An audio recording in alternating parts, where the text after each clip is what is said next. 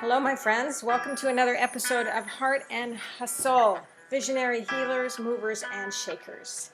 I am your hostess, Paulette Rees-Denis, your movement motivator and your passion instigator, and here to bring you inspiring stories from entrepreneurs, artists, healers from around the globe to inspire you to step fuller and bigger into your own creativity, your own life, to heal, to share, to enjoy.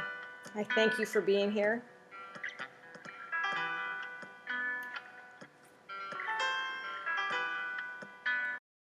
All right. Hello, my friends. I am Paulette Rees-Denis. Welcome to another episode of Heart and Hustle, Visionary Healers, Movers, and Shakers. If you've been with me before, you know that I love to introduce to you amazing people who are making great change in the world. If this is your first time here, that's what I do. As your movement, momentum, and magic transformational lifestyle creativity business coach, I am here to help change the world myself. And I love doing this through these interviews in Heart and Hustle. Today I have a guest from Canada. I'm so excited. This is actually the first time we've met as well. Beverly Glazer is here from Canada, and we can call her Bev or Beverly. And I love what you're doing. You, another type of coach. We do a lot of similar work. You do a lot of work empowering women and reinvent impossible. So tell us all about that. Well, reinvent impossible, I think, is probably all of us. Once we reach the age of 50, it's like we have reinvented ourselves many, many, many times. True. I have done that over and over again. Oh my goodness. I love it. Yeah. Yeah. And you keep on going. Okay. And you have to keep on going because there's no other option. Okay. Right. Well, yes. No other option. Okay. So really, my background is in fine art. And I love Indigenous art. And that got me traveling to an awful lot of Indigenous communities. And throughout that experience and through that wonderful experience working with the artists in all kinds of remote areas, I realized that there were so many problems that they had to endure, unfortunately, due to all kinds of different circumstances that were really out of their control. And I really wanted to do more. And so what I did was I went back to school. I got all the certificates and certifications and you name it that you have to do.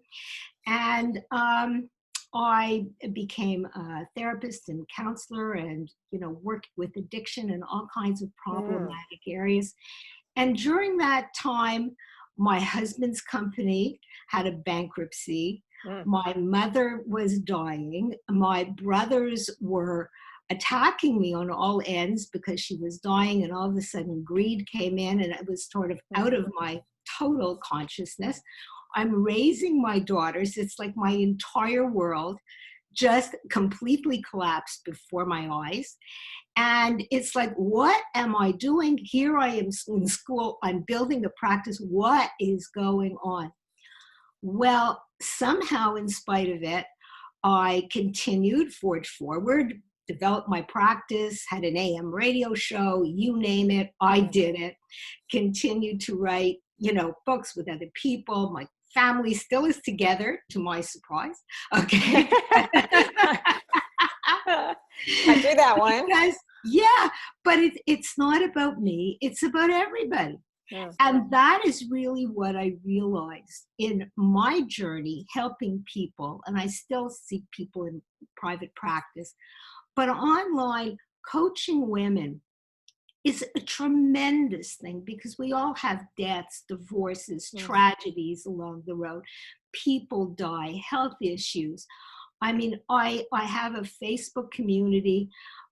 It's wonderful. It's all women over 50, and it's women over 50 that rock, that want to continue, that want to keep on going, that have so much to give. But what happens to us along the way is we can lose ourselves. And that's the thing. It's like, where do I turn? When disaster or tragedy or anything happens, women are caregivers and we help others all the time. But where is this for us? You know, we can go to our friends, we can commiserate, we can go into support groups and self-help groups. And it's not finding your identity, though. It's just sharing uh, another story. Mm. And finding who you are is really what it's all about. And so that is what I do. Nice. It's And like you can come out better, you can come out stronger, because we're all resilient and we're all strong. And so many of us, Paulette, you just don't know it. You know, you're not living your authentic self. You're exactly. living through everybody else. And I love the word resilient. I think that is so fitting for our times, because we are resilient and we will come back. And, you know, and to reinvent yourself is just, it's so much fun. It can be. Yeah, yeah. That's how I look at it. What happens is sometimes what you're doing is it's not even conscious. You know, you're just growing to be who you are. And when you take a look back, you say, oh my goodness, I can't believe I've done that. And that becomes a reinvention. And it comes from within us, as long as we have the confidence to step out of that and become our authentic selves. You know, I just love that. That's why it's Reinvent Impossible. Right. Yeah, it's good. It's really good. Good wording. Good philosophy there. I love it. So when you were going through all those transitions in yourself, in your life with school and family and mother and everything, what did you do for yourself? How did you take care of yourself at that point? That's a fantastic question. Okay. Because that is something that women do not do. Okay. For years through my journeys, oh, wow. I always was interested in meditation, in yoga, in spirituality. And that for me was my strongest go-to, to be able to just sit and think with my thoughts and to be able to focus. That's what it really does. It's put the focus on all the chaos which is constantly going around us. And that's how you really lose your way. It's all that stimuli. It's everything calling and going. And when I'm thinking, you know, I had lawyers coming after me. And, you know, when I think of like all kinds of insanity, you know, and you say, well, if you lose it, girl, everything goes, you know? And so it's like, no, this isn't the end of the world. That's right. how I looked at it. Right. I always looked at, did anybody die here? Okay, that's the end of the world. Okay. And believe me, going through deaths or going through other, well, I think that would probably be the worst, you know, or watching somebody suffer, you know, that really is huge. Okay. So so what I was saying is, let's move it forward. You know, how can I get out of this? Not thinking that I won't. Okay. Not thinking, you know, it's always staying positive. It's like not thinking, oh my God, what's going to happen my whole life? I'm going to, you know, not going there, but to be able to stay focused. And that's what I teach, you know, it's like, it's your focus, it's your power, and you have it. Everybody does. When I see the women in my group, like just on the Facebook group, that the struggles that they overcome and that they're going through with illnesses and all kinds, you know, and of course we don't focus on that. It's not negative. It is, it's empowerment. I mean, there's humor, there's joy. Women are wonderful. I don't have to. Yes. We are great. Okay. And so, yeah, it's to move it forward. It's to, you know, take what we've given so much to others and also give to ourselves. So for me, peace of mind was what helped me. Fantastic question. Yeah, peace of mind. Yeah. And that can be such a hard place to get to. But you were saying meditation, through Meditation, yoga. yoga, those were my go-to. Okay. For sure. And, you really have to do meditation to understand, how helpful that can be. Mm-hmm. A lot of people say, because it's very, au courant today, everybody says, oh yeah, we're meditating. But, it's something that is accumulative, and I was doing it for years and years. I actually took one of those courses that, remember Maharishi back in the day? Mm-hmm. Mm-hmm. I do. Well, I didn't do psychic flying, I can assure you, but but somebody does. somebody does. And so, yes, that is where I started doing it. And Nice. if you practice it daily, and I still do every day, it is a grounding. So, I mean, I'm working also with people with all kinds of problems. And, how do you stay level? How do you think and really, negotiate it? It's because you are focused. And, we all, I think, have to learn that. Yeah. Not that we're not caring, not that we emotionally separate, but to be able to teach others that let's move it forward. This is what we have. We can't go back, but we can always make it better. I believe Right. that. Yes, absolutely. Absolutely. And the main thing with that is that it's your choice and you have to make the choice. Yes. Only you can make the choice. Yes. And it goes with confidence, which is the techniques I give, and the belief system that you can do it. So it's one thing to say, yeah, I want to do it, or I'm choosing to do it. It's a real belief system that, yes, I am capable. I am going to make it happen. And like I was saying to you in the very beginning, what's the alternative? Did I really have a choice? Yeah, I could have been institutionalized. Someone will take care of me again. Right. Okay. Or you can sit and wallow in your own pity, and and that's just not pretty. Yeah, exactly. And I'll have 2 messed up daughters and a divorce. I mean, like that would be, it's something you have to find within yourself. Yeah. And that's probably a whole nother topic of conversation, is when you do have a messed up daughter or son, how to maintain your own sanity, your own connectedness, your own taking care of yourself, right? Not blaming yourself. No. I see this so often these days, especially because, like you, I work with older women. Sure. And boy, that's just... It's a tremendous, tremendous challenge. I work with this all the time.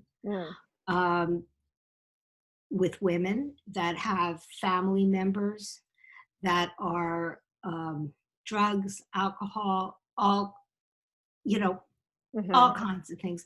And the first thing for women, it goes back to the caregiver thing. What did I do wrong? Right. That's the first thing. And what I tell every parent is, you didn't do anything wrong. Okay. And it didn't just happen, but it's not only you.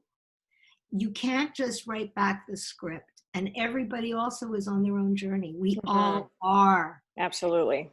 And that's where you have to get the power to emotionally separate and allow that other person to follow their journey, unless it's a child. If it's a child, there is no way. You really have to put in every sinew of your being. I believe that, Yeah. But once it becomes somebody that, is stealing from you or becomes just impossible, you have to say, I love you, but I don't like you right now. It's time to move on. Yeah. Yeah. And so that's where the focus has to come. It's hard this is the constant reinventing of the impossible. Mm, You know? so good. Yeah, Yes. it is so Beautiful. constant. Beautiful. Yeah. Now you have just written a book. I didn't write it alone. What it really was co-authoring. So it was just that right now my focus is really coaching. Okay. And yeah, and the book, the real book, is in process. Awesome. Me too. Me too. Yes. Love it. Yes. Love it. Yeah. Mine's going to be out in May. Oh, that's just awesome. Yes. Whew. It's yes, exactly. It's so important to empower other people to empower themselves. That's really what I believe from the get-go. It's just uplifting the whole circle. It's always Isn't it, it's though? always, it's the trickle down effect and just the support and the encouragement. I've been working with women so for all my adult life, in a beautiful, supportive, in my dance world, in my coaching world, and realizing that a lot of women don't have that. They don't have community and connection. And that is what we are so hungry for. Right. So hungry for community, for tribe, for connection. Right. Well, that's the reason I started the Facebook group, which is Women Over 50 Rock. And what it is, and I see the guitars back there. Yeah. Yes, they do. And what it really is for all women over 50 who've been there, done that, done it all, written the book, burned the t-shirt, and survived. Okay. And that's really, what it's about. So whether it's a community of people that you know, or whether it's a community all over the world, we all share one thing, and that is our own humanity. And that is that we've all struggled, and we all continue to struggle on exactly the same basis throughout, which is our commonality. And that's why I say, women over 50, and we can go 60, 70, 80. The older we go, the harder we rock. That is a great way to go. That is just a great way to go. I love it. Well, I love the work that you're doing, and and having gone through what you went through to get to where you are. I mean, we all have those stories. We all have. However, we got to where we are today, and it's great to acknowledge those stories and to have learned by them, but to also release them, right? Sure. And move on forward, and don't become that old story. Reinvent yourself, become the new you. Only. Yeah. Okay. Because the past, it's a cliche, past is past. But if we stay there, we haven't passed it. We're there, and it's not going to get better. So when I'm saying women over 50 rock, if you want to stay there, and some people do, we have to give them credit, if that's what they want. People are victims, some of them. But if you don't want to be a victim, you do not have to be. And the power that we have within us is enormous. Exactly. If we could just let out that confidence and get it out and be who we really are. Be that kid, that one. Good. And just to see the growth and the opportunities that come up is so good. And it is so rewarding to do this work, but also when you're on the other side of it, of how we're here to feel good. We are here to feel good, and it's good for us to feel good. It's okay. We have permission. I give all of you permission out there to go out and feel good, and own that, and own your womanhood and your manhood for that matter too. It goes for everybody. Absolutely. And just live, baby, live. Absolutely. Be yourself. Yeah. Cool. Well, Bev, thank you for being here. Thanks for sharing your time with us. I'm excited about the work you're doing. I'll put all your contacts down below so everybody can check you out. And And I just really appreciate your time. And thank you so much for inviting me. And it's a pleasure to meet you here. Oh, you too. You too. Thank you. And everyone out there in Heart and Hustle Land, thank you for being here for another episode. As always, inspired conversations, fascinating, magical people and creatrixes in the world that I love to bring to you to share their work and inspiration to inspire you. And so until we meet again, I am Paulette Rees-Denis, and we'll see you next time.